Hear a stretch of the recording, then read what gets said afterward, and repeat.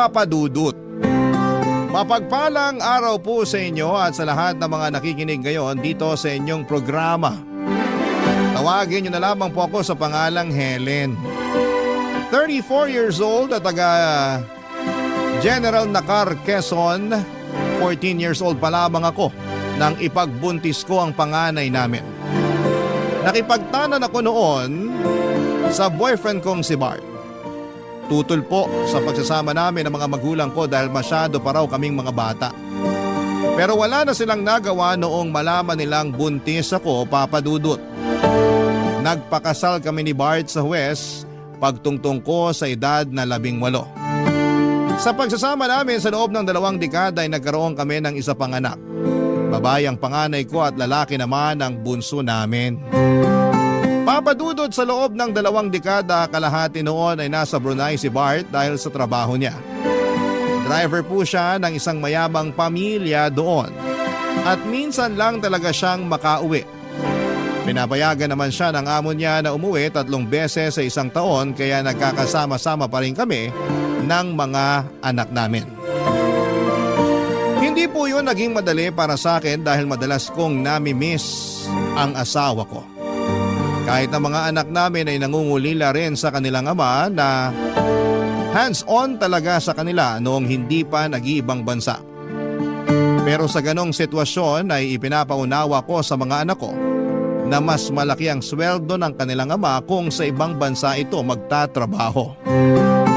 Tungkol naman sa pagsasama namin ay wala naman kaming naging problema kahit na LDR kami. Loyal ako sa asawa ko at ganon din siya sa akin. Pero unti-unting nayanig ang paniniwala kong okay lamang kami nang may makarating na balita sa akin, Papa Dudut.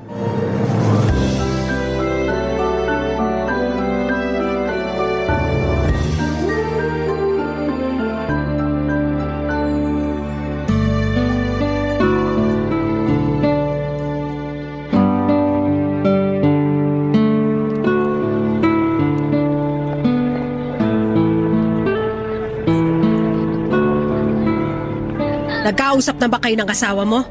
Mukhang hindi na tumatawag sa'yo. Iso ka, Nay. Magkausap nga lang kami kagabi. Kinumusta yung mga bata at saka nagkwentuhan kami. O kailan daw siya uuwi? Next week na raw po. Excited na nga po ako eh. Sa tagal ba naman na hindi kami nagkita? Na-excite ka pa mukhang niloloko ka na ng asawa mo. Nay, saan nyo naman nakuha yung ideya na yan? Loyal po sa akin si Bart. Mahal na mahal niya kami ng mga anak niya kaya hindi niya ako ipagpapalit sa ibang babae.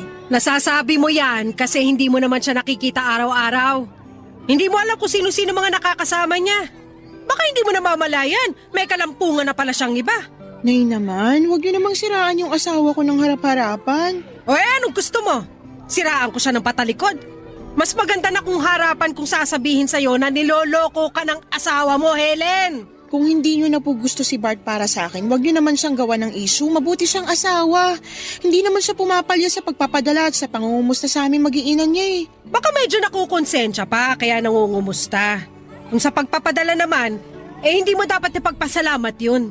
Kasi may responsibilidad siya sa inyo, lalo na sa mga anak mo. Teka lang po, Nay. Bakit nyo po ba nasasabi yan? Hindi ba't sinabi sa'yo ng asawa mo na sa susunod na linggo pa siya uuwi? 2 araw na siya rito sa Pinas. Ano po? Kanino nyo naman nalaman? May nakapagsabi sa akin. Yung anak ng kaibigan kong galing sa Pasay. Nakita niya raw si Bart doon sa bahay na nadadaanan nila pa uwi. Kaya nga nagtanong siya sa akin kahapon kung lumipat na raw ba kayo kasi akala niya nandun na kayo mag-iina. Kaya doon na lang dumiretso si Bart. Baka naman niloloko lang kayo noon. Alam nyo naman kung gaano kadaling manira ng tao. Paano kung totoo? Bakit hindi mo tanungin yung asawa mo? Tama na po, Nay. Sinungaling yung nagkwento sa inyo, hindi pa nakakauwi yung asawa ko. Mukha akong pagtataasan ng boses. Kung ayaw mong maniwala sa sinasabi ko, bahala ka. Pero kapag ikaw na mismo nakahuli sa pagsisinungaling ng asawa mo, huwag mong ipapakita sa akin yung pag-iyak mo. Ang kulit nyo naman po kasi, Nay. Hindi nga po nagloloko yung asawa ko. Kung gusto nyo, tatawagan ko siya ngayon habang kaharap ko pa kayo. Huwag na. Mas mabuti kung kakausapin mo siya kapag nandito na siya. Tanungin mo ng harapan para hindi makapagsinungaling sa'yo. Sige po, Nay. Kakausapin ko siya at papatunayan ko po sa inyo na hindi totoo yung chismis na nasagap nyo. Sana nga! Ayoko rin naman mangyari na ngayon pa masisira yung pamilya ninyo. Kung kailan mahigit 2 dekada na yung pagsasama nyo. Uulitin ko po, Nay. Mabuting asawa si Bart kaya hindi niya ako magagawang lokohin. Kapag napatunayan ko nagsisinungaling yung nagsabi sa inyo na nakita niya yung asawa ko, pupuntahan ko siya at kakausapin. Hindi ko palalampasin yung paninira niya sa asawa ko. Papadudot, kahit sa panaginip ay hindi ko naisip na lolokohin ako ng asawa ko. Consistent naman kasi siya sa ipinapakita niya mula noong magsama kami. Mabait siya at responsableng asawa. Tuwing nakikipag-inuman siya ay nagpapaalam pa nga siya sa akin at hindi rin nagpapaabot ng madaling araw. Madalas pa nga siyang nagsasabing under noon dahil kapag pinauwi ko siya ay sumasama talaga siya at hindi na nagyayabang pa. May kaklase si Bart noong high school na nagtatrabaho sa Brunei bilang driver. Ang kaso'y pinauwi na ito ng asawa dahil naghahabol na magkaroon ng isa pang anak kaya nairekomenda nito ang asawa ko. Sa maraming taon na nagsama kami ay pinakita niya kung gaano niya ako kamahal. Madalas niya akong pinagsisilbihan. Magkatulong kami noon sa karinderya ni nanay at ayaw nga niya na napapagod ako kaya halos siya na ang gumagawa ng mga mabibigat na mga gawain. Nagkakahera na lamang ako noon at paminsan-minsan ay nagsiserve sa mga customers namin. Pero pagdating sa pagluluto at kahit na sa paghuhugas ng mga plato ay siya na ang gumagawa. Bukod pa roon ay naghahanap pa siya ng mga racket hanggang sa maging driver siya ng delivery truck. Okay naman ang kitaan niya roon pero noong naospital ang bunso namin, naubos ang savings namin mag-asawa nang kinailangan itong operahan. Pero noong magkatrabaho siya sa Brunei, mabilis kaming nakabangon, papadudot.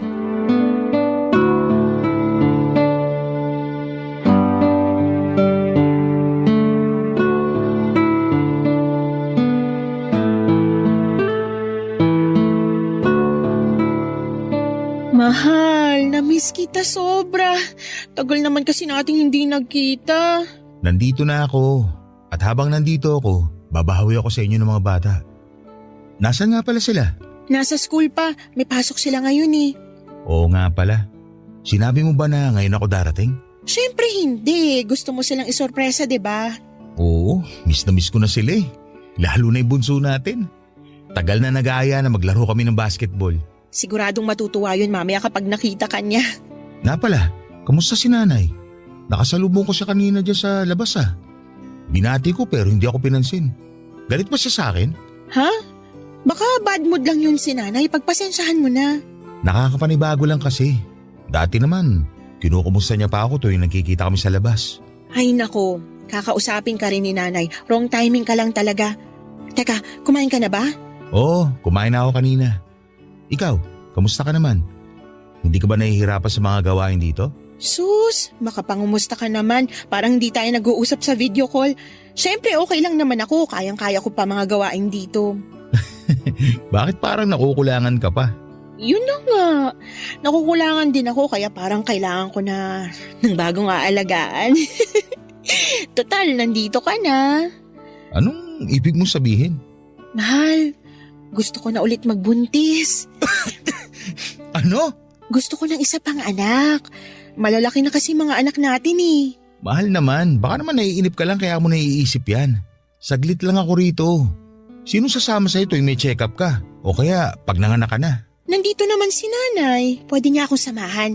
Tsaka siya rin naman yung nag-aasikaso sa akin nung nanganak ako, di ba?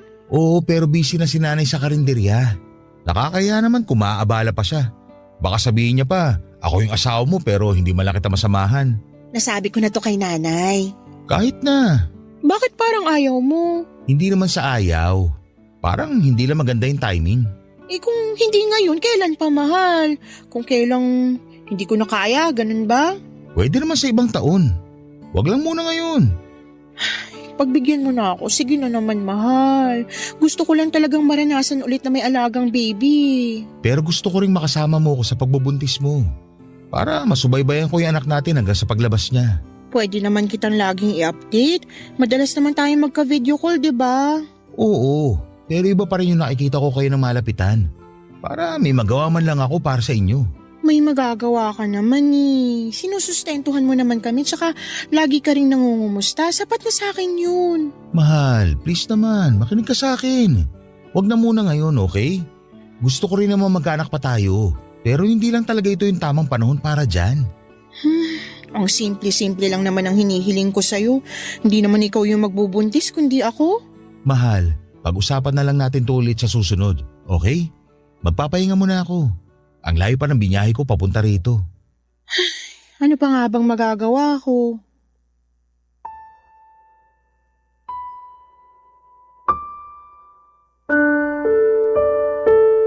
Papadudot na gulat ako sa hindi pagpayag ni Bart na magkaroon kami ng anak. Samantalang siya pa ang humihiling sa akin na sundan na ang bunso namin noong huling uwi niya rito sa Pilipinas. Hindi ko alam kung ano ang nakapagpabago ng isipan niya. Tinanong ko naman siya ulit pero iisa lang talaga ang sagot niya. Hindi pa raw yun ang tamang panahon para magkaanak kami, Papa Dudut. Pinanindigan niya po ang katwiran niyang yon, kaya naman hindi na rin ako nagpumilit pa. Inisip ko na lamang na pwede pa rin naman talaga sa susunod na taon. Nang makauwi si Bart, akala ko ay madalas na kaming makakapag-bonding. At susulitin talaga niya yon, yung oras na kasama kami pero hindi po ganon ang nangyari. Nung unang 2 araw ay nakipaglaro pa siya ng basketball sa bunso namin. Nagluluto rin siya sa bahay at naglalambing din sa akin.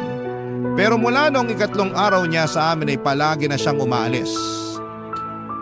Ang paalam niya, may importanteng lalakarin lang daw at sa susunod na pag-alis niya, sinabi niyang tutulungan niya lang daw ang kumpare niya sa pag-aasikaso ng requirements para makapagtrabaho din sa Brunei. Papadudot na unawaan ko naman yon dahil may tumulong din naman sa kanya noong kaya hinayaan ko lamang siya. Pero noong araw-araw na siyang umaalis ay doon na po ako nagduda sa mga ginagawa niya, Papa Dudut. Barangay Love Stories. Barangay Love Stories. Papa Dudut, nang minsang umalis si Bart ay sinundan ko na siya. Nakita ko siyang dumiretso sa terminal ng bus sa Infanta papunta sa Maynila. Wala po siyang dalang gamit maliban sa chest bag na lagi niyang daladala tuwing umaalis siya. Hindi pa noon nakakakyat ng bus si Bart kaya nagpa siya kong tawagan siya para malaman kung magsisinungaling siya sa akin o hindi. Tumawag ako at sumagot naman siya. Tinanong ko kung nasaan siya ng mga sandaling yon pero nagulat ako ng ibang lokasyon ang sinabi niya sa akin. Malinaw na nagsisinungaling noon ang asawa ko. At dahil doon ay may mas nadagdagan pa ang pagdududa ko sa kanya. Hindi nga nagtagal ay nakumpirma kong niloloko na ako ng asawa ko. Noong pabalik na siya sa Brunei ay hindi na siya nagpahatid sa airport kaya mas lalo akong nagtaka. Dati naman kasi ay pinapasama pa niya ang 2 naming anak tuwing inihahatid ko siya. Pero nagdahilan siya na masyado raw siyang malulungkot kapag sumama kami roon. Pero kahit na hindi niya kami pinasama ay sinundan ko siya, Papa Dudut. Hindi niya namalayan na nakasakay lang kami noon sa isang bus papunta sa Maynila. At laking gulat ko noon nang pagdating niya sa terminal ay may babaeng sumundo sa kanya. Nakakotse pa yung babae. Maganda siya at may katangkaran din pero mukhang mas matanda pa siya sa akin. Hindi ko na sila nagawa pang sundan nang makita ko mismo kung paano siya hinalikan ng asawa ko. Hindi na ako nakakibo sa kinakatayuan ko ng mga oras na yon. Napaluha na lamang ako nang mapagtanto ko kung bakit may nagbago sa pakikitungo ng asawa ko sa akin at sa mga anak namin.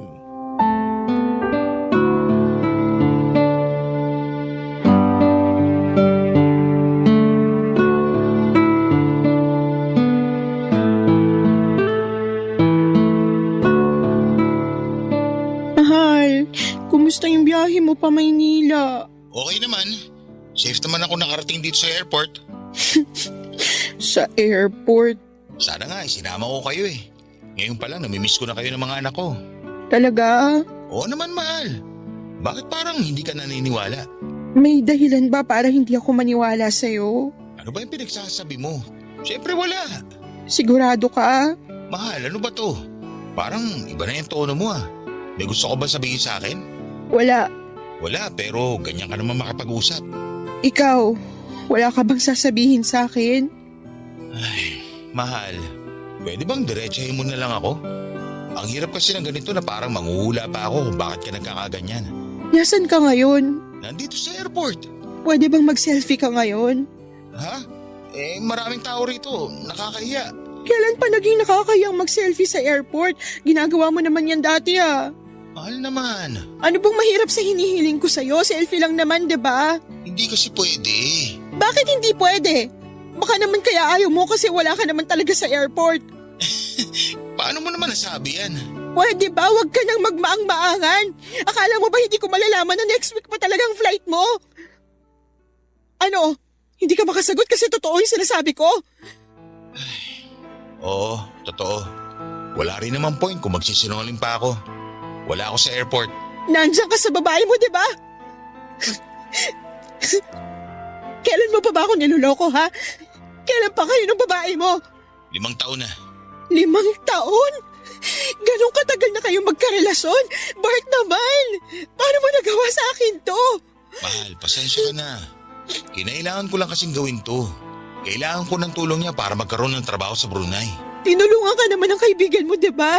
Ano pa yung tulong na sinasabi mo? Nagsinungaling ako sa'yo noon. Totoong tinulungan ako ng kaklase ko nung high school. Pero nabankrupt yung amo ko. Nagbawas na siya ng mga driver nila. At isa ako sa natanggal kasi ako lang naman yung Pinoy doon. Hindi ko na alam yung gagawin ko noon, mahal. Buti na lang, ipinakilala sa akin ng kaibigan ko si Angelica. Siya yung tumulong sa akin para magkaroon ng panibagong trabaho sa Brunei. Marami siyang kilala na makakatulong sa akin. Kaya may napasukan kaagad ako noon. Kaya ba pati yung Angelica na yun, pinasukan mo na rin? Mahal naman. Intindihin mo naman ako. Para sa inyo rin naman tong ginagawa ko. Hindi ko lang talaga sinabi sa'yo na natanggal ako sa trabaho kasi ayoko ma-stress ka pa. Saka ayoko rin umuwi nang wala man lang sapat na ipon. Ngayong may ipon na tayo, hindi mo na kailangan makisama sa babae mo. Umuwi ka na rito. Mahal, hindi talaga pwede. Please naman, unawain mo naman ako ngayon. Anong gusto mong gawin ko, ha? Tanggapin na lang na may kahati ako sa'yo, ganun ba? Hindi naman magtatagal to, mahal. Pansamantala lang to. Ikaw pa rin yung mahal ko. Kayo pa rin yung pamilya ko. Kaya sana, pagbigyan mo na muna ako ngayon. Alam mo, hindi ko alam kung paano mo pa nasasabi sa akin yan ngayon. Hindi ka pumayag nung sinabi ko sa'yo na gusto ko magbuntis ulit. Tapos ngayon, malalaman ko na may kabit ka pala. Ano gusto mo maramdaman ko? Dapat ba hindi na lang ako masaktan kasi mahal mo naman kami ng mga anak mo? Niloko mo na nga ako eh. Huwag mo naman akong gawin tanga. Papadudot dahil sa galit ko ay napilitan si Bart na bumalik at ilaan sa amin ang natitira pa niyang 1 linggo dito sa Pilipinas. Harap-harapan niyang inamin ang naging affair nila ni Angelica. Kahit daw nasa Brunei siya ay madalas pa rin silang magkasama. Sobrang sakit noong nalaman ko lahat-lahat ng panloloko sa akin ng asawa ko. Kahit na sinabi niyang ginawa niya yon para sa amin, ay hindi ko pa rin matanggap na sa tinagal-tagal ng pagsasama namin ay matagal na rin pala niya akong niloloko. Pero kahit gaano kasakit ang ginawa niya, nagdesisyon ako na ilihim yon sa mga anak namin. Nagpanggap kami na walang problema dahil ayokong maapektuhan sila. Lalo na't pareho pa silang nag-aaral. Isa pa, papadudot, ay masyado ring makiama ang 2 kong anak kaya hindi kaya ng puso ko na masira ang tingin nila sa papa nila. Tiniis ko ang lahat kahit na may choice naman akong kumawala na lamang sa relasyon namin. Sa madaling salita ay pumayag ako na may kahati ako sa asawa ko. Pumayag rin ako na magsama sila sa Brunei. Ang kapalit naman noon ay hindi nagkulang sa sustento sa amin si Bart. Palagi rin siyang tumatawag para kumustahin ang mga anak namin. Sa madaling salita ay walang nagbago sa amin. Kahit pa alam ko na may kabit siya, Papa Dudut.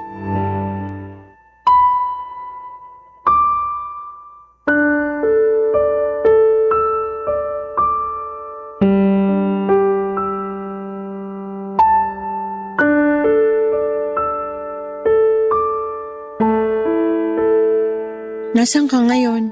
Nandito ako sa kwarto ko. Bakit hindi mo kasama ngayon yung babae mo? Hindi mo ba siya namimiss? Pwede bang wag na natin siya pag-usapan? Bakit hindi? Parte na rin naman siya ng buhay natin, di ba? Pinagsasabay mo kami kaya masanay ka ng palagi ko siyang binabanggit. Mahal naman. Kayo pa rin yung pamilya ko kahit nagsasama na kami ni Angelica. Nabuksan ko yung Facebook account mo at nabasa ko yung conversation yung dalawa. Akala ko ba, kailangan mo lang siya. Bakit may I love you ka na sa kanya? Umamin ka nga sa akin. Mahal mo na ba siya? Oo, mahal ko na rin si Angelica. Sa 5 taon na magkasama kami, imposible namang wala akong maramdaman. Kaya ba wala ka ng balak na hiwalayan siya? Wala naman ako sinasabing ganun. Ang ibig ko sabihin, hindi ganun kadali na hiwalayan siya gaya ng gusto mo. Isipin mo naman yung pinagsamahan natin. 22 years, Bart. Sasayangin mo lang yung para sa Angelica na yon. Wala namang kayong anak kaya wala kang responsibilidad sa kanya. Mas matagal mo akong nakasama. Isipin mo naman yun. Alam ko naman lahat ng yan at hindi ko rin nakakalimutan. Sinabi ko naman sa'yo, di ba? Mahal na mahal pa rin kita. Pero hindi pwedeng dalawa kaming mahal mo. Hindi pwedeng dalawa kami na inuuwian mo. Naiintindihan mo ba? Kaya darating pa rin ang araw na kakailanganin mong pumili sa amin. At alam mong hindi ako papayag na hindi kami yun. Kayo pa rin ang pipiliin ko, alam mo yun. Pero hindi ko pwedeng gawin yan ngayon kasi hindi pa nakakatapos yung mga anak natin. Anong ibig mong sabihin? Makikipagrelasyon ka sa ibang babaeng yun sa loob ng maraming taon? Sa gusto mong mangyari, imposibleng hindi ka makabuo ng pamilya sa kabit mo. Tapos kakalimutan mo na kami kasi may bago ka na. Sabihin mo na lang kung ayaw mo na talaga sa akin kasi maghahanap na rin ako ng iba. Mahal, huwag ka namang ganyan. Mahal na mahal kita. Huwag mo naman ako ipagpalit sa iba. Ang kapal naman ng mukha mong sabihin niya sa akin samantalang ikaw yung naunang mga liwa. Usa siyang dumating. Hindi ko siya hinahanap kaya ibang kaso yun. Ah, ganon. Kaya tuwing may bagong darating, tatanggapin mo na lang. Si Angelica lang yung babae ko, okay? Wala nang iba. Dapat ba akong matuwa na wala nang iba? Lintik naman, Bart. Nagpapakamartir na nga ako rito para lang magmukha pa rin buo yung pamilya natin at hindi masira yung imahe mo. Tapos ganyan pa yung maririnig ko mula sa'yo. Ano bang gusto mong gawin ko para maniwala kang kayo pa rin ang pipiliin ko? Anakan mo ko. Yun lang ang gusto kong mangyari. Wala na akong pakialam kahit magsama kayo ni Angelica. Sige, payag na ako. Pagka-uwi ko ng Pilipinas, sisiguraduhin ko na magkakaanak ulit tayo. Tungkol naman sa sustento, kailangan mo ring dagdagan yun at hindi ka pwedeng pumalya. Wala tayong magiging problema pagdating sa sustento. Hindi ako magkukulang sa inyo. Mabuti kung ganun. Pero sana, wag mo na akong pilitin makipag-iwalay kay Angelica. Hihiwalayan ko siya kapag natapos na yung mga anak natin sa pag-aaral. Pero sa ngayon, magiging patas ako sa inyo.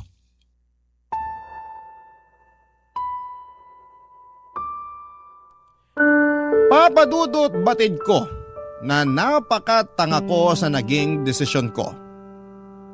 Pero handa na ako noong magpakababa para lamang hindi kami maghiwalay ni Bart. Hindi lang dahil mahal na mahal ko pa rin siya kundi dahil hindi ko kayang makita na pinagtatawanan ako ng ibang tao. Sa dahilang ipinagpalit ako ng asawa ko sa ibang babae sa kabila ng 22 years naming pagsasama. Kumapit pa rin ako sa relasyon namin dahil alam kong may nararamdaman pa sa akin si Bart. Yun na lamang kasi ang pinangahawakan ko, Papa Dudut. Binantaan ko lang siya na maghahanap din ako ng iba pero ang totoo ay hindi ko naman po talaga kayang gawin yon. Pero kung gugustuhin ko lang ay hindi naman po ako mahihirapan. Hindi naman sa pagyayabang ay madali lamang sa akin na magkaroon ng bagong partner. May nanliligaw po kasi sa akin noon. Navy po siya at may kaya sa buhay. Pero dahil loyal ako sa asawa ko ay hindi ko siya in-entertain. Papa Dudut, dahil pinagbigyan ako ni Bart sa kagustuhan kong magkaroon ulit ng anak, ay nagpakamartir na naman ako sa kanya. Sa pagkakataong yon ay mas naging malala pa dahil kahit nakauwi na siya ng Pilipinas ay pinapayagan ko pa siyang lumuwas ng Maynila para magkasama sila ni Angelica. Nang malaman ni nanay ang tungkol doon ay halos magwala siya sa sobrang galit at sinabihan si Bart na huwag magpapakita sa kanya. Hindi rin nagustuhan ni nanay ang ginawa ko pero dahil sa pagmamahal niya sa akin bilang anak ay dinamayan pa rin niya ako sa mga kagagahan ko, Papa Dudut. Barangay Love Stories. Barangay Love Stories. Papa Dudut, nabuntis ako ni Bart bago siya bumalik sa Brunei. Nakumpirma ko yon matapos kong mag-PT at magpatingin sa OB. Nagpa siya akong hindi na muna sabihin sa asawa ko ang tungkol doon hanggat hindi pa lumalaki ang tiyan ko. Naunang makaalam si nanay at ang mga anak ko pero sinabihan ko sila na huwag munang babanggitin kay Bart. Akala naman ng mga anak ko ay ginawa ko yon para isorpresa ang tatay nila kaya na-excite pa sila nang sabihin ko yon. Ang hindi nila alam ay plano kong gamitin ang pagbubuntis ko para makasama na talaga ng pagmatagalan ng asawa ko. Sa madaling salita ay gusto ko na siyang pauwiin ng mga panahong yon. Akala ko kasi noon kapag naibigay na sa akin ni Bart ang gusto ko ay makakampante na rin ako. Pero tuwing naiisip kong mas madalas silang magkasama ni Angelica ay nagngingit-ngit ang kalooban ko, Papa Dudut. Parang gusto ko na lamang bawiin si Bart at pilitin ng makipaghiwalay sa kabit niya. Sa 7 buwan ng pagbubuntis ko ay saka pa lang ako nagpasyang sabihin kay Bart ang tungkol doon. Excited pa naman akong ibalita yon sa kanya pero naunahan kaagad niya ako sa ibabalita niya, Papa Dudut.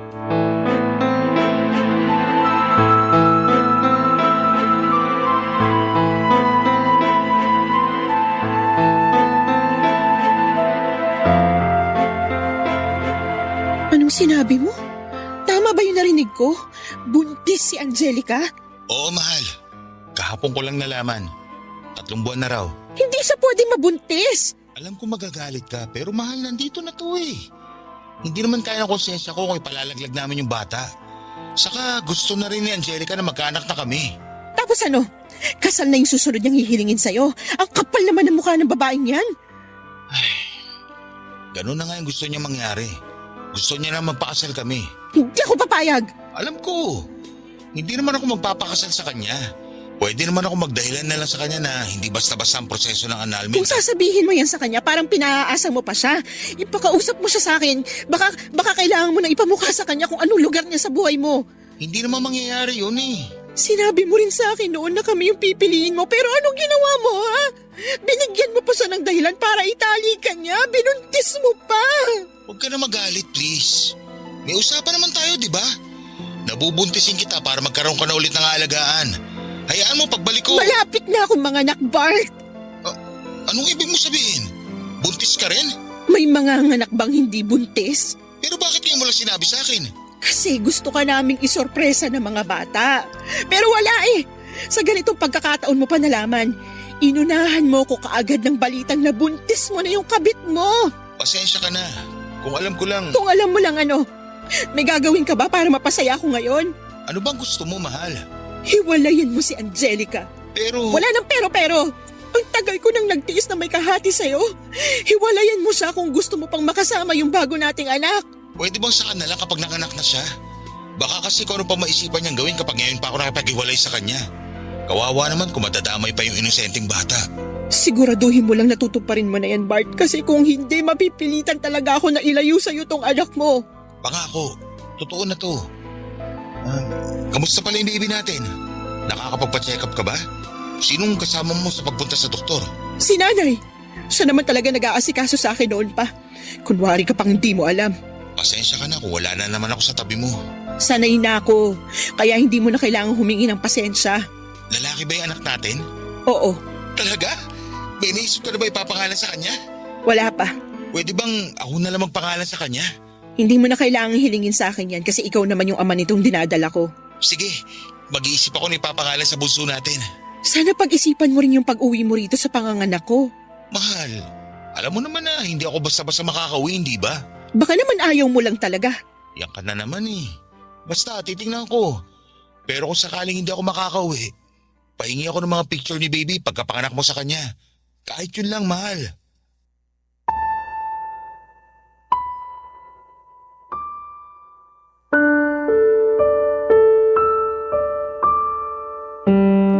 Papa Dudut, alam naman ni Angelica na kasal kami ni Bart pero hindi ko maintindihan kung bakit hinihiling pa niya na pakasalan siya ng asawa ko.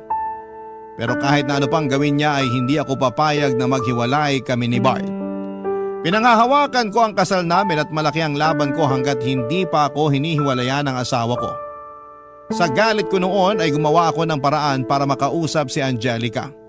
Dahil pareho lang naman kaming nasa Pilipinas, kung tutuusin ay pwede ko siyang puntahan pero dahil malaki na ang tiyan ko ay mahihirapan na akong magbiyahe. Nagkaroon kami ni Angelica ng mainit na sagutan. Hindi ako nagpatalo sa kanya dahil ako ang legal at ipinamukha kong kabit lamang siya ng asawa ko. Doon na siya nagwala at aksidente niyang nasaktan ang sarili niya. Papadudot sa kasamaang palad ay nakunan po si Angelica. Hindi ko naman ginusto ang mga nangyaring yon sa kanya at aaminin ko na naawa ako sa kanya dahil sa mga nangyari. Pero medyo nakahinga rin ako ng maluwag dahil wala na siyang hahabulin sa asawa ko. Papatudod sa pagkawala ng ipinagbubuntis ni Angelica, akala ko noon ay tuluyan na siyang hihiwalayan ni Bart.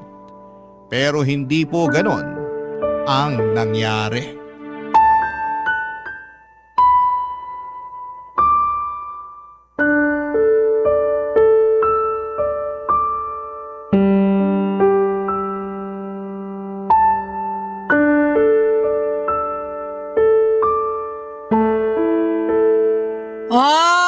Anong sinabi ko sa'yo? Nung una pa lang, sinabihan na kitang niloloko ka ng asawa mo pero ayaw mo maniwala.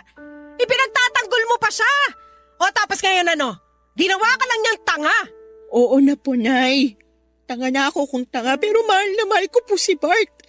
Ama pa rin siya ng mga anak ko. Ama siya ng batang nasa sinapupunan ko ngayon. Kaya hindi ako papayag na maghihiwalay kami dahil sa Angelica na yun.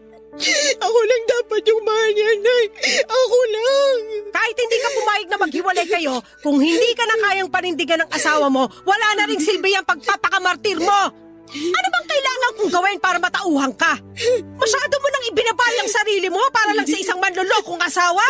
Pero, Nay, kahit naman niloko niya ako, hindi pa rin niya kami pinabayaan. Mahal niya pa rin ako. Tanga! Hindi na pagmamahal yung ginagawa niya sa'yo. Pinaglalaroan ka na lang ni Bart. Alam ko po, Nay. Alam na alam ko po. Pero tiniis ko na ang lahat para sa mga bata. Ayoko malaman nila na hindi na kami maayos ng papa nila. Ayoko ring malaman na may ibang babae si Bart kasi baka mawala yung respeto nila sa kanya. Narinig mo ba yung sarili mo? Helen naman! Kaya ka biniyayaan ng utak para gamitin mo sa mga desisyon mo sa buhay at hindi para magpakatanga lang sa isang lalaki.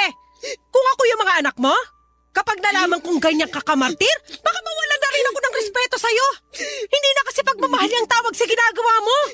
Isang malaking kagagahan. Naiintindihan mo ba? Pero, Nay, wala kasi kayo sa posisyon ko kaya nasasabi niyo yan. Hindi ko gugustuhin malagay sa posisyon mo. At kung sakali man, hindi ko hahayaan yung asawa ko na mga bet habang kasal pa kami. May anak din naman po kayo. Bakit hindi niyo ako maintindihan? Alam ko, pero matino yung tatay mo. At ikaw, malalaki na yung mga anak mo. Hindi na sila mga paslet na hindi pa kaya umunawa ng sitwasyon. Kung sasabihin mo sa kanila yung totoo, hindi mo na kailangan magtiis sa asawa mo. Kung hihiwalayan ko siya, mas mapapadali lang sa kanilang lahat. Ayoko siyang hiwalayan, hindi lang dahil sa mahal ko pa siya, kundi dahil ayoko maging masaya sila ng kabit niya. Hinding-hindi ko ibibigay yung gusto nila, Nay. Niloko na nga nila ako, tapos bibigyan ko pa sila ng dahilan para maging masayang pamilya. Kahit anong pilit ng babaeng yun na makuha yung asawa ko, latak pa rin lahat ng mapupunta sa kanya kasi ako yung legal na asawa. Hindi naman tatagal yung pagsasama nila kung hindi mo hinayaan. Imbis na kastiguhin mo yung asawa mo, nagpabuntis ka pa ulit? Paano ko tuluyan ka na niyang iwan, ha? Sino nga ako sa bata? Hindi niya po gagawin yun. Kahit nagawa niya mga bet, mahal na mahal pa rin niya yung mga bata. Baka naman sila na lang talaga yung habol sa'yo ng asawa mo. Pero ang totoo, Kating-kati na siyang hiwalayan ka at natatakot lang siya sa pwede mong gawin. Uulitin ko, Nay. Mahal ako ng asawa ko kaya huwag niyo nang ipilit yung sinasabi niyo. Sige, bahala ka sa gusto mong isipin. Total, sarado naman yung isip mo. Lahat ng sasabihin ko, hindi mo rin naman tatanggapin. Kahit ano pang sabihin niyo, hindi ko siya hihiwalayan.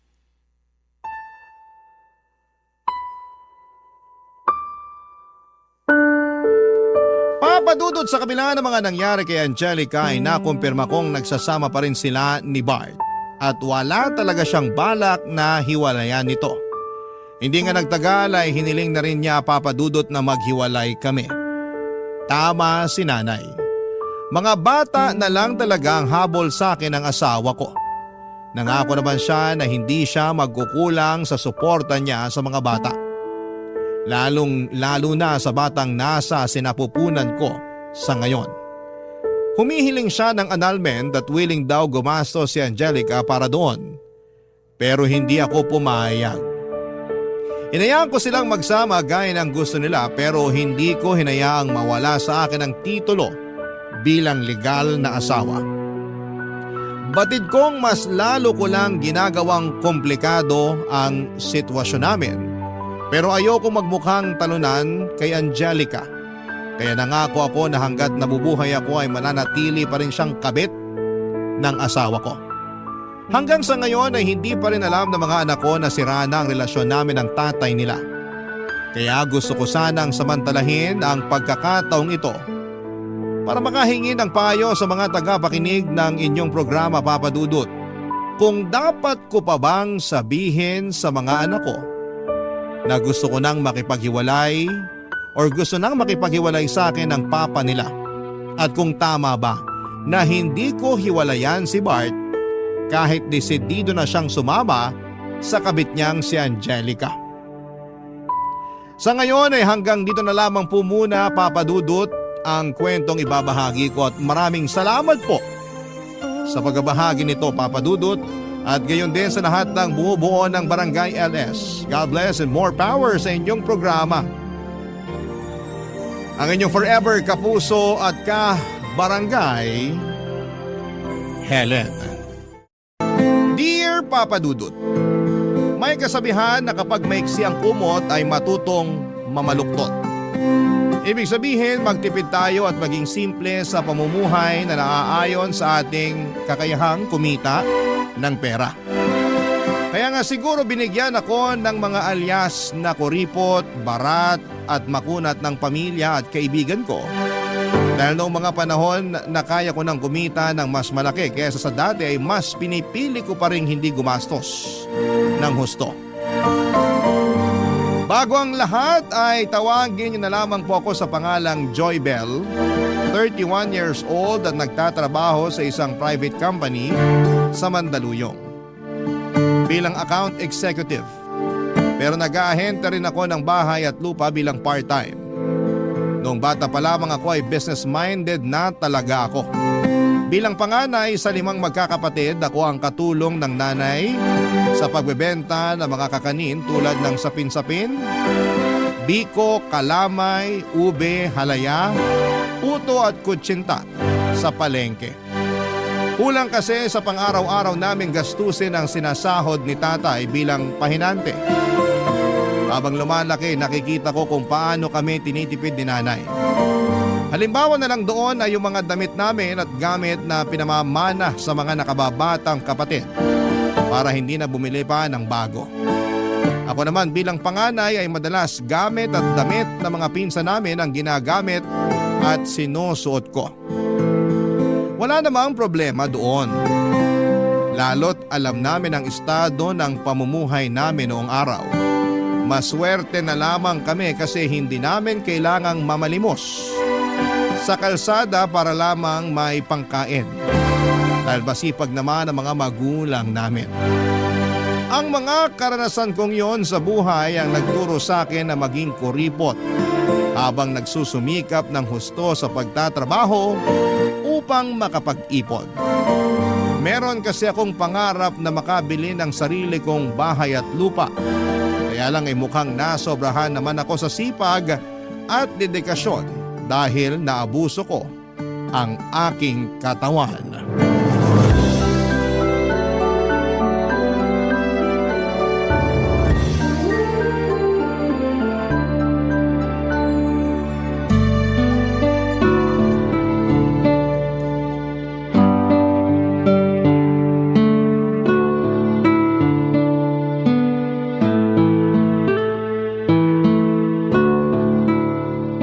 Kumusta ka naman ngayon, Insan?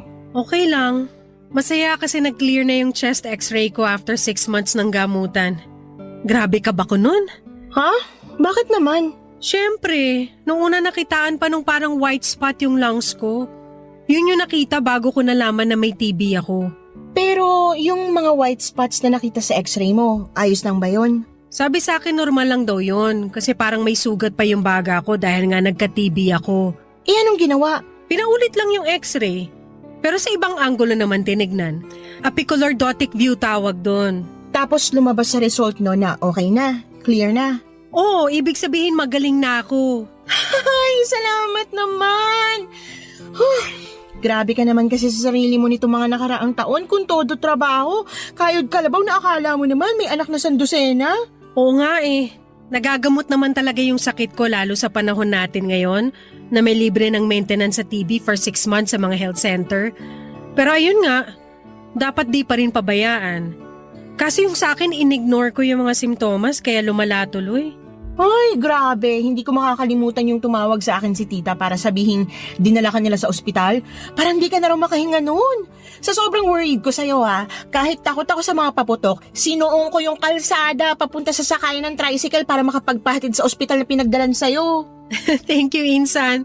Pero sana pinagpabukas na lang ni nanay yung pagbabalita sa inyo. Feeling ko tuloy nasira ako yung New Year celebration nyo. Hindi, no? Tsaka, paano kung huli na pala yung lahat kung pinagpabukas pa ni tita ang pagsasabi? Sa bagay, hindi na rin ako talaga makahinga nun sa sobrang ubo ko.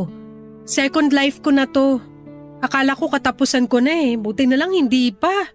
Hindi pa talaga. Mabubuhay ka pa ng matagal at magkaka-love life. Oh, bakit naman nasingit yung love life na yan? Wala lang.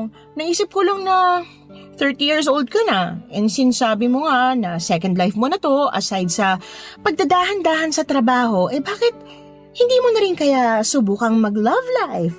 Masarap ma-in love Kasama kaya yun sa basic need ng human being. Anong kasama sa basic need? Imbento ka. Joke lang. Pero ang sa akin lang naman, tagal mo na rin sinantabi yung love life mo, makapag-focus ka lang sa trabaho. Baka panahon na para sumubo ka naman ng ibang bagay. Diyan mo simulang i-enjoy yung buhay. Love life talaga suggestion mo? Hindi pwedeng travel? Or subukan ko mag-enroll sa pangarap kong baking class? Ay, tsaka ano yun? Masarap din mag-travel with Joa Bells, no? Kaya unahin mo yun kasi essentials yun. Go ka na! Depende kapag sinipag ako. Mas focus ako ngayon sa sarili ko lalo na nagre-recover pa lang ako sa sakit ko. Okay, basta isihan mo lang Huwag ka na ulit masyadong gigil sa pagtatrabaho to the point na pati sarili mo napapabayaan mo na. Alalahanin mo na hindi ka na bumabata. Oo na. Kaya nga mag-love life ka na. Ewan ko sa'yo. Masingit mo lang talaga Sige na, para naman makapag-double date na tayo with the love of my life. Ang corny. Kaya ayoko niyan Sobra ka naman. O siya, wag ka na magtampo. Kumain na lang tayo sa labas since nandito ka na rin at para celebration na rin sa paggaling ko. Libre ko. Yan ang gusto ko sa'yo.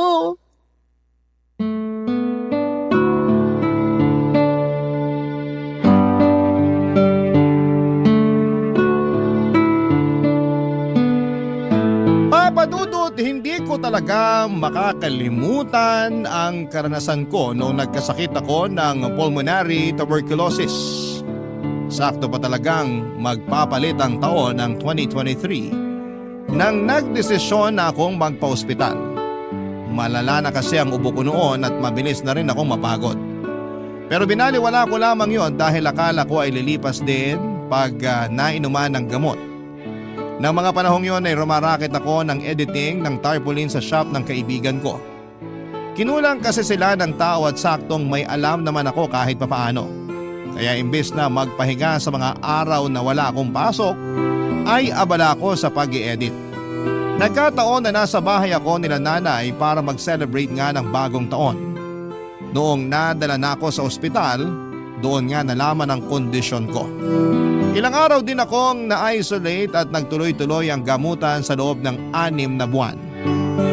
At sa awa ng Diyos, gumaling naman ako at yun na talaga ang masasabi kong second life ko. Kaya nga pinag-isipan ko ng mabuti lahat ng mga sinabi sa akin ni Alisa tungkol sa pagdadahan-dahan sa buhay. Yung tipong wag ko raw sagarin ang ligtas points at wag kong masyadong sipagan lalo na sa sakit ko lang mapupunta ang perang pinaghirapan ko. Totoo din naman yon kasi noong gumaling ako ay naging health conscious na ako. Umabot pa nga sa puntong nagkaroon ako ng health scare kaya kinailangan ko ng kumonsulta sa psychiatrist. Buti na lamang at hindi na yon saklaw ng gastusin ko dahil may HMO naman kami sa opisina. Pero dahil sa mga karanasan kong yon, ay napag-isip-isip ko nga na dahan-dahanin muna ang lahat. At doon ko nabigyan ng panahon ng pagla-love life nang makilala ko si Miko Papadudut.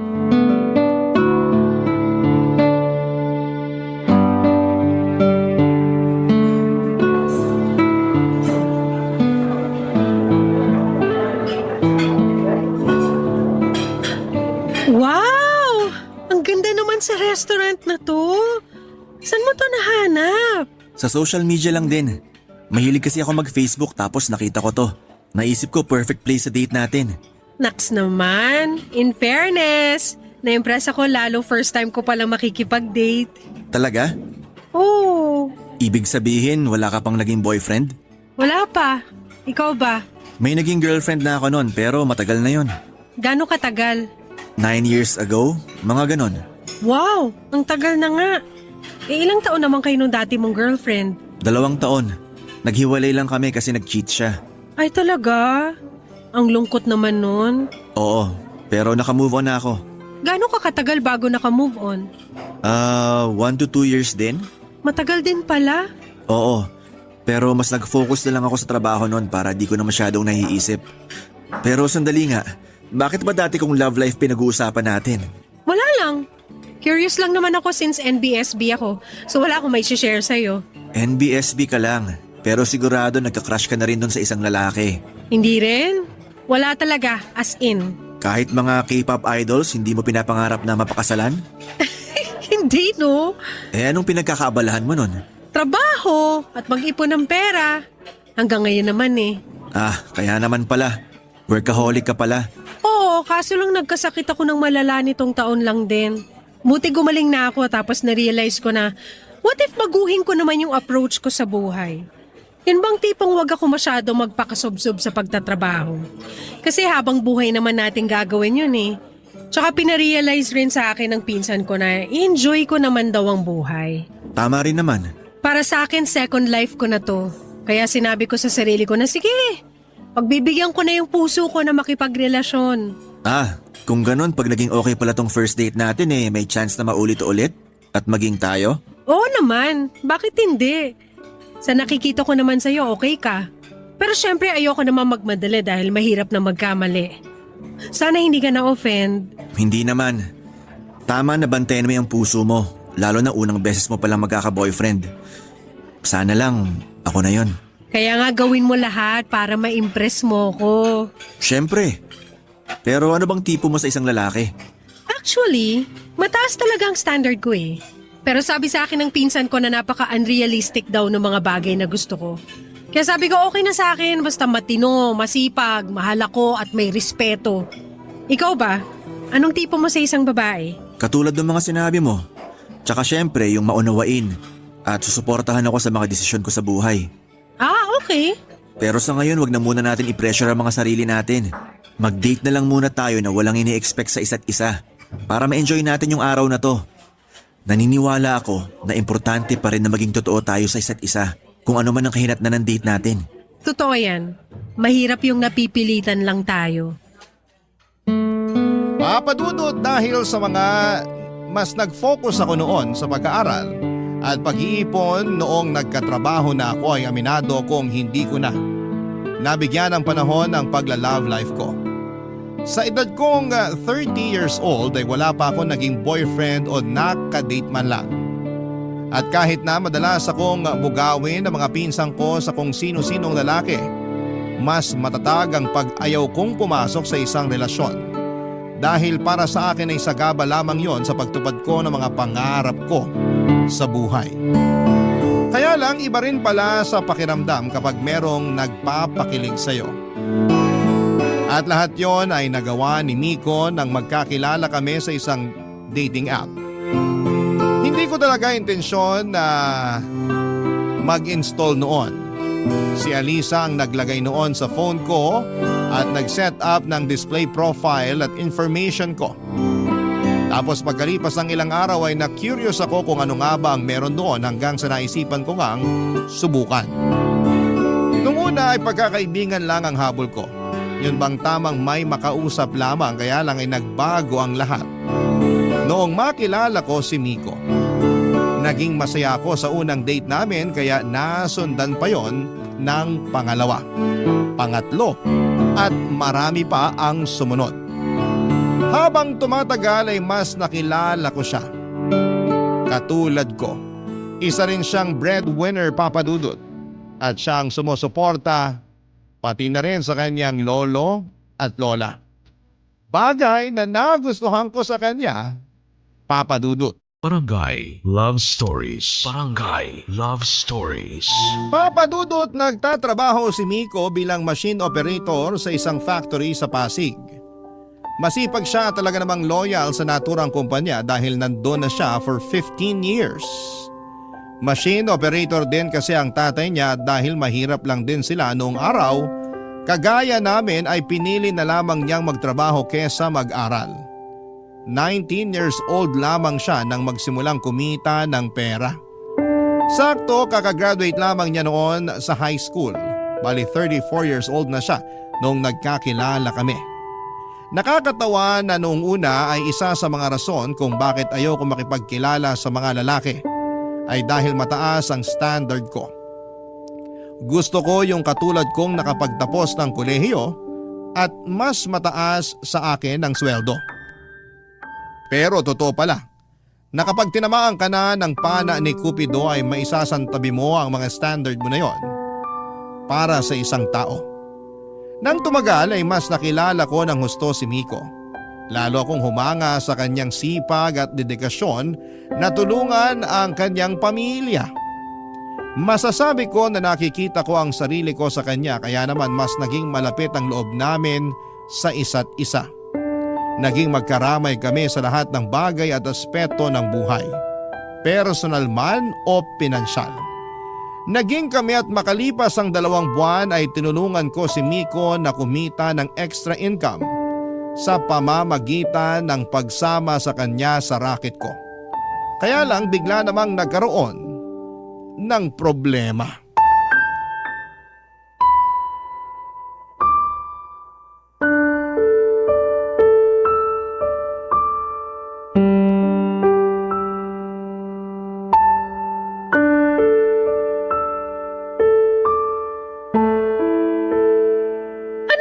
Sabihin na hindi mo pa nai-edit.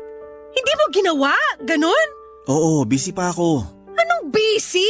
Tinanong kita kung kaya mong gawin yun. Umuo ka tapos hindi mo pala nagawa. Kaya ko naman pero hindi ko pala nga ginagawa. Bakit hindi? Kailangan na ng customer natin yung tarpaulin nila. Bakit ka ba sumisigaw? Pwede mo naman ako kausapin ng mahinahon ah. Paano kita kakausapin ng mahinahon? Hinahanap na nga sa akin yung pinagawa ko sa'yo. Kala ko naman kasi nagawa mo na hindi pa pala. Ako naman si tanga masyado nagtiwala sa'yo. Sobra ka naman makapagsalita, busy pa nga ako, di ba? Hindi ba makakapaghintay yung pinagagawa mo? Kung gusto pala nilang rush, sana sila na lang nag-edit para ipapaprint na lang nila. Kaya nga nagpagawa sa atin yung customer kasi hindi sila marunong, di ba? Tsaka bakit mo nirarasonan ng ganyan alam mo sa sarili mo na ikaw ang nagkulang? Kung alam ko lang na ganyan ka pala magtrabaho, sana hindi na kita binigyan ng racket. Pahamak ka eh. Grabe ka naman magsalita. Grabe na kung grabe pero totoo naman eh. Ay! Sabi sa akin ng kaibigan ko, nagalit daw yung customer dahil nag-expect sila na makukuha na nila yung pinagagawa nila. Eh syempre, sa akin binigay ng kaibigan ko yung trabaho, kaya sinong masasabon sa ating dalawa? Eh di ako! Mambira ka naman! Hindi ako nagkulang sa mga trabaho ko nun sa kanya, tapos ikaw lang pala magpapahamak sa akin. Sorry na babe, hindi ko naman sinasadya eh. Hindi sinasadya eh, hindi mo lang talaga sineryoso yung ginagawa natin. Sineryoso ko naman. At nagpapasalamat ako na binigyan mo ako ng racket. Naisip ko na kailangan mo ng extra income. Naniwala ako sa kakayahan mo pero parang nagbago na ang isip ko. Kaya nga sorry na. Hindi na mababalik na sorry mo yung nasira mo credibility ko sa trabaho. Sorry na nga. Wala namang perpekto eh. Walang perpekto mo mukha mo. Babe naman. Huwag mo akong tawagin babe. Naaalibadbaran ako sa'yo. Mag-aaway na lang ba tayo buong araw? Kung oo, sayang naman yung pinunta ko rito sa apartment mo. Sino ba kasing may sabi sa'yo na pumunta ka rito? Sabi ko nga, wala. O ano pang hinihintay mo? Malis ka na. Nawala na ako sa mood. Joybel naman. Ayaw kitang kausapin. Naiinis pa rin ako sa'yo. Nagsorry na ako, di ba? Ano gagawin ko sa sorry mo? Hindi ba pwedeng isang tabi na lang muna natin yung nangyari? At bakit natin gagawin yon? Kasi may mas importante tayong gagawin kesa dyan. Tinamay mo pa ako marami akong trabaho. Babe naman. Tsaka na lang yung mga trabaho na yan, pwede ba? Pakinggan mo muna ako. Ano ba yun? Dalihan mo na nga. Sorry ulit kung hindi ko nagawa yung pinagagawa mo sa akin. Sorry kung nasira ko credibility mo sa trabaho. Pero di ko naman yun sinadya. Alam ko may kasalanan din ako dahil naging busy ako. Pero naging busy lang naman ako kasi may hinanap akong bagay na gusto kong ibigay sa'yo ngayong araw. Teka, kukunin ko lang sa bulsa ko yung kahon. Ano yan? Eto, nakita ko na. Hala, bakit ka nakaluhod, Miko? Anong ibig sabihin? Will you marry me, Joybel?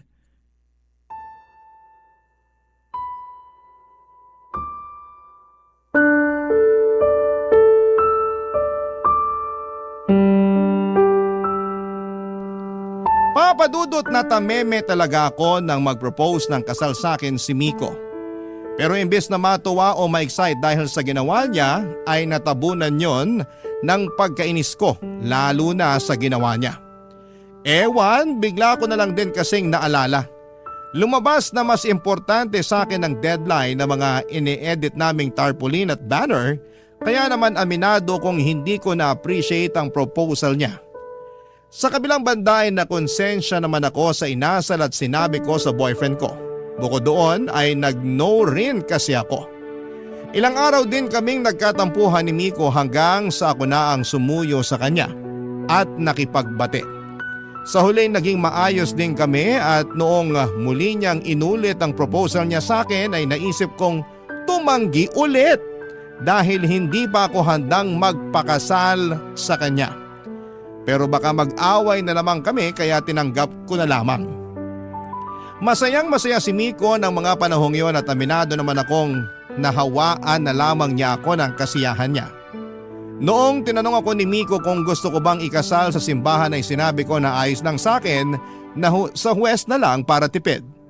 Pero ayaw niya dahil minsan lang naman daw kaming ikakasal. Kaya hinayaan ko na lamang siya sa gusto niyang mangyari. Bale share kami sa mga gastusin since may ipo naman ako. Pero sinabi ni Miko na siya na lang ang gagastos para sa kasal namin. Plano niyang ikasal kami sa March 2024 pero sumapit na lang ang petsang yon ng taon ay hindi pa rin natutuloy ang kasal namin. Doon na inamin sa akin ni Miko na wala pa siyang ipon. Pero gusto na raw niyang magpakasal. Kaya naman nangutang muna siya sa akin. Nung una alanganin ako dahil pera yon at hindi rin naman maliit na halaga ang hihiramin niya. Pero nangako si Miko na babayaran na lamang niya ako at syempre mahal ko kaya pumayag ako.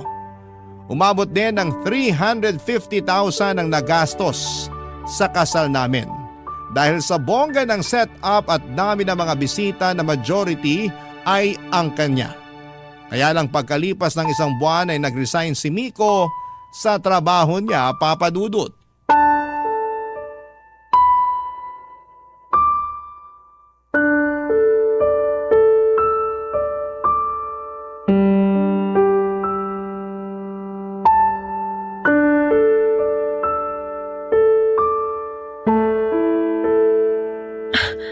Anong sabi mo?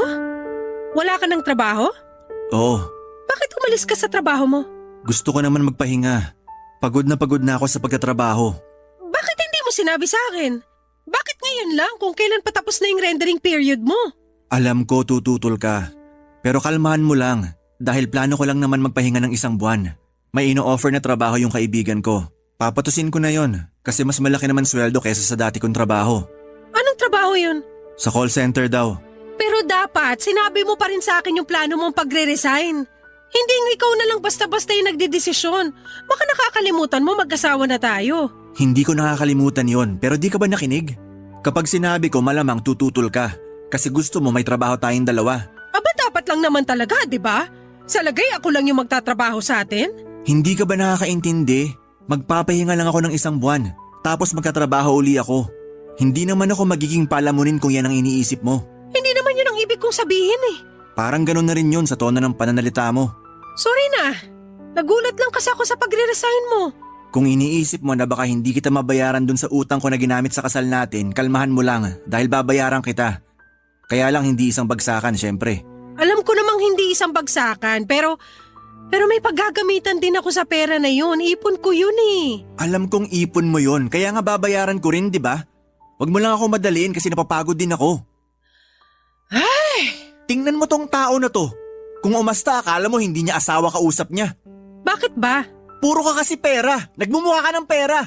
Hindi mo na naisip yung mararamdaman ko. Ako pa talaga yung mukhang pera? Eh sa hindi yan yung ine-expect ko na gagawin mo pagkatapos ng kasal natin. Tapos sasabihin mo hindi ko iniisip ang mararamdaman mo? Sino kaya sa atin yung hindi nagsabi na magre-resign siya sa trabaho niya? Diba ikaw? Oo na. Ako na. Ikaw naman talaga eh. Nabubwisit na talaga ako sa relasyon na to ah. Ikaw pa talaga may ganang mabwisit. Tinanong mo ba ako kung masaya pa ako sa relasyon natin? Hindi na rin no? Ikaw naman yung nauna eh. Kung umasta ka, akala mo naman naghihirap na tayo. May makakain pa naman tayo para sa kaalaman mo. Hindi naman yung tungkol dun. Oh, ano nga? Basta, hindi mo rin naman ako maintindihan eh. Hindi raw. Pero naiintindihan ko na minamaliit mo ako. Saan naman ang galing yan? Pakiramdam ko lang. Palibhasa, malaki sinusweldo mo kaysa sa akin kaya ganyan mo ako tratuhin. Hindi yun ganon kaya wag ka mag-imbento. Sus, kung alam ko lang talaga na susumbatan mo ako lalo ngayon na wala akong trabaho at nakikitira rito sa apartment mo. Hindi kita sinusumbatan at hindi ka nakikitira rito. Mag-asawa na tayo, di ba?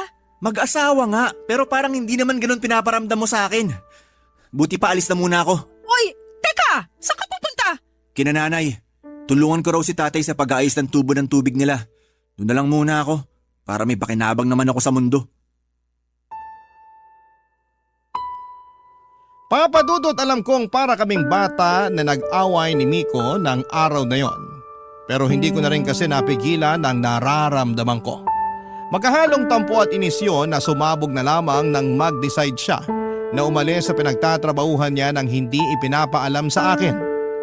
Tulad nga ng sinabi ko, hindi na lamang kami magkasintahan dahil mag-asawa na kami. Bukod doon ay frustrated din ako sa perang inutang niya na hindi nga niya agad mababayaran. Dahil wala nang trabaho ang mister ko na mga panahong yon ay ako na ang sumalo sa responsibilidad niya sa kanyang pamilya. Ako ang nagpapadala ng pera sa kanila para may pambili ng pagkain at pambayad ng bills. Nangako naman sa akin si Miko na maghahanap ng pagkakakitaan. Pero napansin ko na lamang na wala naman siyang ginagawang effort para magkatrabaho. Hindi rin natuloy yung sinabi niyang papasok siya sa call center. Dahil mag-asawa na nga kami, ibig sabihin ang pera ko ay pera na rin niya. Doon ko na nga na-realize na napakatanga ng desisyon kong magpakasal sa kanya. Pero sa kabilang banda ay hindi ko naman alam na mawawala ng hanap buhay ang mister ko at ako ang aako sa lahat ng responsibilidad niya. Ayoko naman siyang i-pressure ng dahilang doon kaya inuunawa ko pa rin siya sa abot ng aking makakaya. Pero hindi naman sa lahat ng pagkakataon ay kaya ko. Aminado kong nahihirapan na rin ako ng mga panahong yon, papadudot. Barangay Love Stories. Barangay Love Stories. Papadudot umabot na ng October 2024 pero wala pa ring trabaho si Miko. Ayoko man siyang i-pressure pero nahihirapan na rin akong saluhin ang lahat ng responsibilidad niya sa kanyang pamilya. Lagi niya kasi akong sinasabihan na dapat ay maawa at makonsensya ako dahil walang-wala ang pamilya niya kaya dapat kong abutan kahit papaano. At dahil asawa ko na nga siya ay magulang ko na rin ang mga magulang niya. Kaya lang dahil hirap na rin ako ay tinapat ko na ang asawa ko. Tinanong ko siya kung ano ang plano niya pero paulit-ulit lang ang sagot niya sa akin na sinusubukan naman niyang mag-apply ng trabaho. Pero sa nakikita ko ay kampante na siya dahil kumikita naman ako. Nagalit ako sa kanya at na-realize ko na maling-mali na pinakasalan ko pa siya. Pero alam ko na mahal ko naman siya kaya nalilito ako ng mga panahong yon. Isang araw ay nagsabi si Miko na gusto niyang saluhin ang negosyong burger stall ng kaibigan niya. Pero dahil wala siyang pera ay nanghiram na naman siya sa akin. Nung una ay ayaw ko sana pero hindi ko naman siya natiis kaya nagbigay ako ng 50,000 pesos. Makaraan ng isang linggo ay kinumusta ko ang negosyo ng mister ko at doon ko nga natuklasan ang katotohanan.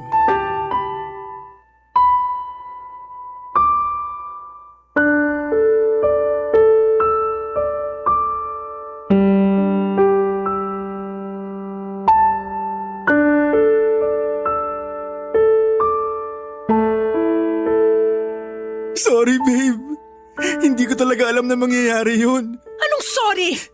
May magagawa pa ba yung pagsasorry mo? Wala, di ba? Naniwala lang naman ako sa kaibigan ko na mapapalaki pa niya yung perang hawak ko kaya ininvest ko. Pero na-scam kami. Anong gagawin ko? Hindi ko alam. Problema mo na yan. Joybel naman, huwag ka naman ganyan sa akin oh. Bakit? Anong gusto mong gawin ko? Maawa sa'yo dahil na-scam ka? Eh kasalanan mo naman yan kasi nagpapapaniwala ka sa kaibigan mo eh. Wala namang kasalanan yung kaibigan ko rito. Nawalan din siya. Tinakbo rin yung pera niya. At ewan namin kung paano namin mababawi yun. Naglaho na lang na parang bula yung kausap niya. Ay, ewan ko ba naman sa inyo? Sa kagustuhan nyo magkaroon ng easy money kaya nauto kayo sa ganyan. Sana man lang bago nyo pinasok inaaral nyo muna. Aminado ako na medyo nasilaw talaga ako sa balik na pera pag nag-invest ako. Sana hindi na lang pala ako nagtiwala. Oo, kasi kung diniretsyong binayad mo na yung perang hiniram mo sa akin dun sa kaibigan mong may pasalong negosyo, eh di sana may pinagkakakitaan ka na ngayon.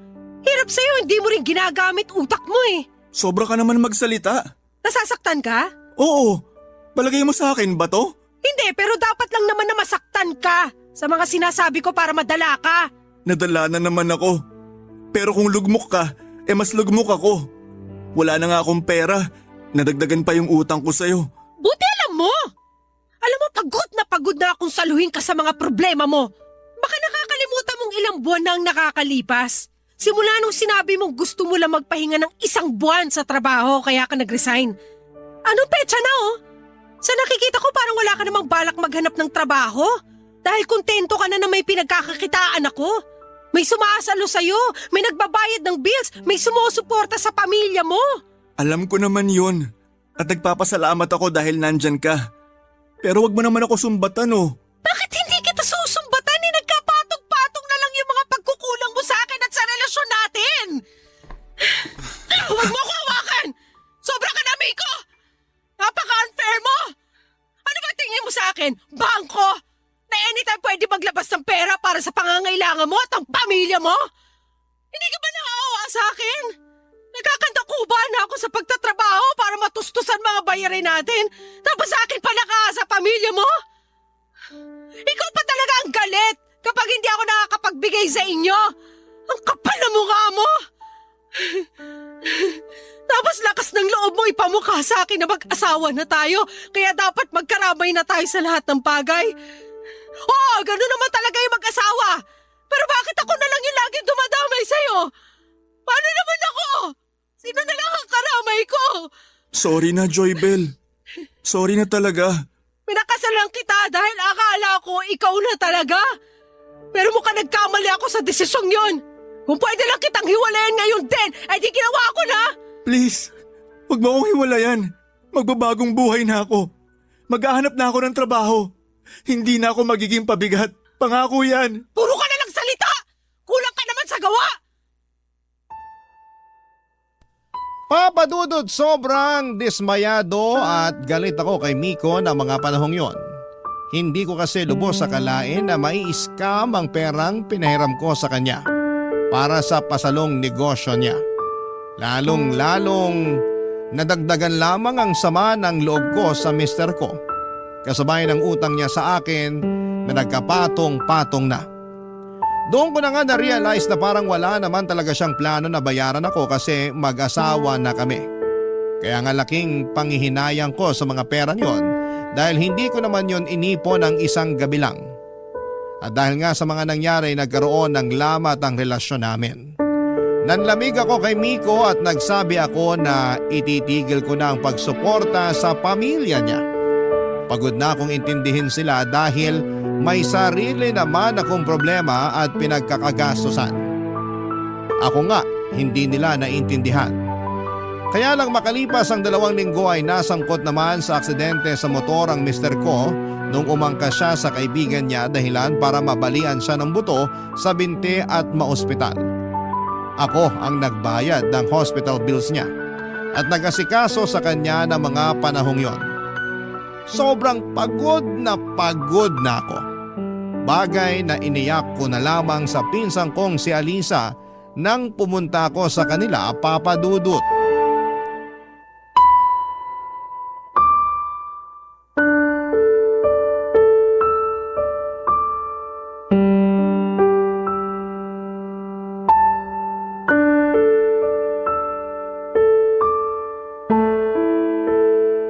Kung kailan magpapasko, saka pa nangyari yung aksidente sa asawa mo, Insan. Oo nga eh. Buti na lang hindi siya masyadong napuruhan. Pero bali naman yung buto niya sa binti. Matagal-tagal ng gamutan pa rin. Pwede ba ako magsabi sa'yo, Insan? Siyempre naman. Tungkol saan ba yun? Kay Miko. Kasi pagod na ako sa kanya. Oo, mahal ko siya. Kaya lang nagsasawa na ako. Pakiramdam ko nakakulong ako sa marami at mabigat na responsibilidad sa kanya dahil nga mag-asawa na kami. Bakit naman ganun? Ewan ko. Simula nung nawalan siya ng trabaho, ako na yung sumusuporta sa pang-araw-araw naming gastusin sa apartment. Nakakaya ko naman dahil 2 pa lang kami at sinabi niya na magpapahinga lang daw siya ng 1 buwan sa pagtatrabaho. Pero lumipas na lang ang ilang buwan, wala pa rin siyang trabaho tapos dadagdagan pa ng pamilya niya na ako rin ang sumusuporta. Seryoso ba yan? Oo. Walang-wala na siya eh. Breadwinner pa siya kaya ako yung pinasalo niya sa responsibilidad sa pamilya niya. Ang kapal naman ng mukha ng asawa mo ah. Hindi ko akalain na ganyan pala ugali niya. Hindi na nahiya sa'yo.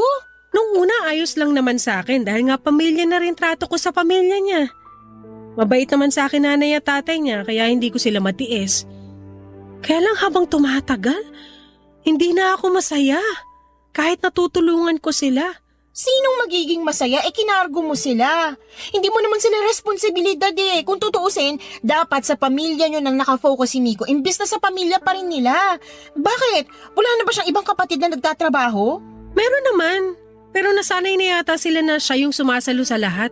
Hindi naman pwede yun. Kaya nga. Oh, tapos nasasanay naman si Miko na ikaw ang sumasalo sa lahat. Sobra naman siya kung ganun. Kaya nga pagod na ako. Yun lang ba yung pagkukulang niya sa'yo? Baka naman meron pa para madagdagan tong gigil ko sa asawa mo. Meron pa nga pero hindi ko nasasabihin. Sabihin mo na, magpinsa naman tayo eh. Ay, uy, ano pa bang ginawa ng damukol mong asawa sa'yo? Inutangan niya ako, tapos pinaskam niya yung hiniram niya. Bukod doon may utang din siya sa akin na ginamit namin nung kasal. Ano? Ang kapal talaga ng mukha. Sinabi ko naman sa kanya na ayos na sa akin yung simpleng kasal eh. Kahit ka sa West lang at yung pamilya na lang namin ang imbitahan. Kaya lang, gusto niya yung bongga dahil minsan lang naman daw ikakasal.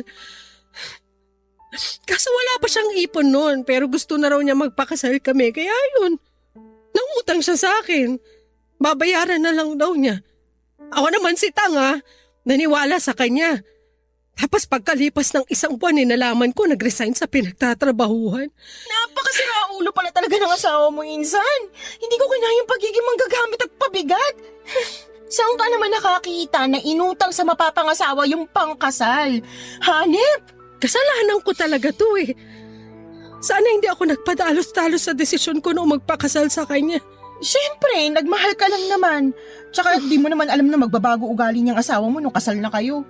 Oo, feeling ko nakahanap siya ng oportunidad na gamitin ako. Wala na akong kawala kasi kasal na kami. Tapos ngayon panibagong problema ulit nung maaksidente siya. Grabe! Kung pwede lang ibalik yung nakaraan, sana hindi ko na lang nakilala si Miko.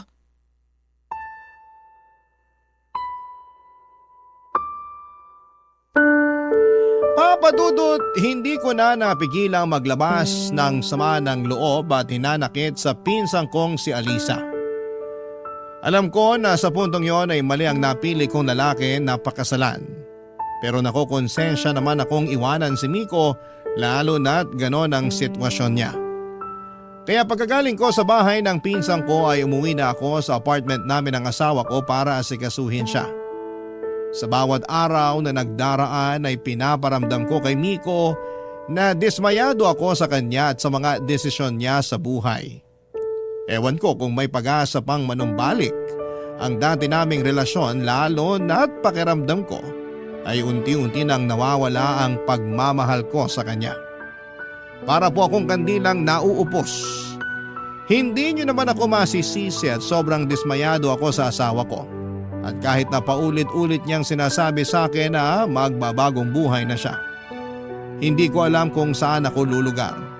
Kung maniniwala ba ako sa sinabi niya at bigyan siya ng tsansa muli o iwan na lamang siya pag gumaling na siya. Sana po ay mapayuhan ako ng mga kabarangay natin. Maraming salamat po sa inyo, Papa Dudut. Sakaling mapili po ninyong i-area ang sulat ko sa Barangay Love Stories. God bless sa programa ninyo and more power sa inyong istasyon. Pabati na rin po ng Merry Christmas in advance sa mga kabarangay natin. Ang inyong kapuso at kabarangay forever na mag-aabang ng inyong mga advice. Ang inyong kabarangay, Joy Bell.